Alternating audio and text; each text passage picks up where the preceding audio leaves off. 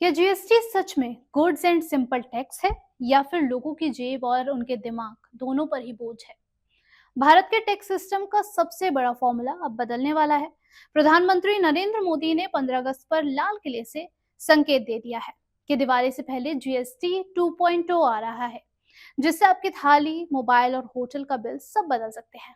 तो इस वीडियो में जानेंगे कि जीएसटी रिफॉर्म से आपकी जिंदगी किस तरीके से आसान या फिर यूं कहें कि सस्ती हो सकती है। नमस्कार, फाइनेंस ज्ञानी देख रहे हैं आप और मैं हूं आपके साथ उर्वशी सिंह। आज हम बात करेंगे जीएसटी यानी कि गुड्स एंड सर्विस टैक्स की, जिसके बारे में प्रधानमंत्री नरेंद्र मोदी ने 15 अगस्त के अपने ऐतिहासिक भाषण में बड़ा ऐलान किया है। उन्होंने कहा कि दिवाली तक जीएसटी में बड़ा सुधार आने वाला है, जिससे कई चीजें सस्ती हो जाएंगी। यानी कि आने वाले 2 महीनों में आपके खर्च का पूरा हिसाब किताब अब बदल सकता है। जीएसटी आखिर है क्या और क्या इसमें दिक्कतें आ रही थी अब तक, इसको पहले समझ लेते हैं। जीएसटी लागू होने से पहले भारत में कोई भी चीज खरीदने या फिर कोई भी सर्विस लेने पर तकरीबन 17 अलग अलग तरीके के टैक्स लगाए जाते थे। राज्य, नगर निगम, केंद्र सबका अलग अलग टैक्स हुआ करता था। और इसी चर्चा में एक देश एक टैक्स का नारा खूब चला था। लेकिन सच तो ये है कि आज भी हमारे यहाँ 7 तरह के जीएसटी स्लैब हैं, जो है 0%, 0.25%, 3%, 5%, 12%, 18% और 28%। और इतना ही नहीं, कई चीजों पर सेस अलग से लगाया जाता है, जिसकी वजह से असल में 50 तरह के टैक्स लागू हो रहे हैं, जिसे सिंपल टैक्स कहा गया है। ये उलझा हुआ है और कारोबारियों और कस्टमर्स के लिए भ्रामक भी साबित हुआ है। लेकिन हम आपको बता दें कि इसमें क्या बदलने वाला है।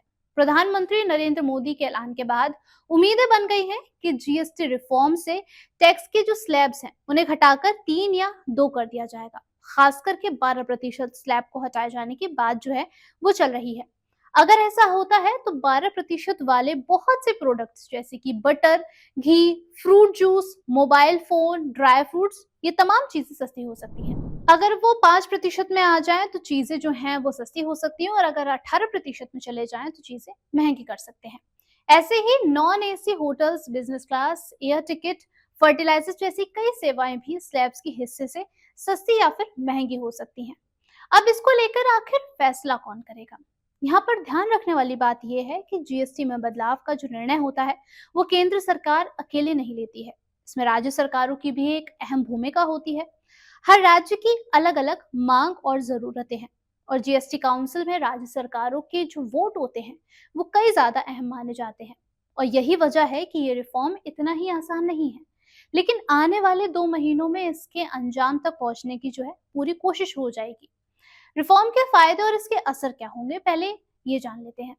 अगर टैक्स स्लैब कम किए जाते हैं तो जीएसटी सिस्टम आसान हो जाएगा। किचन के सामान और जरूरी चीजें सस्ती होने से सीधा फायदा उपभोक्ताओं को मिलेगा। वहीं कंपनियों के लिए भी टैक्स कंफ्यूजन कम हो जाएगा और बाजार में खपत भी बढ़ेगी, जिससे शेयर बाजार में भी रौनक आ सकती है। तो इस दिवाली भारत को बड़ा जीएसटी का गिफ्ट मिल सकता है, और ऐसा टैक्स सिस्टम जो आपकी जेब को पसीना नहीं बल्कि राहत देगा। आपको इससे क्या कुछ उम्मीदें हैं, आप हमें कमेंट बॉक्स में जरूर बताइएगा। फिलहाल के लिए इतना ही, धन्यवाद।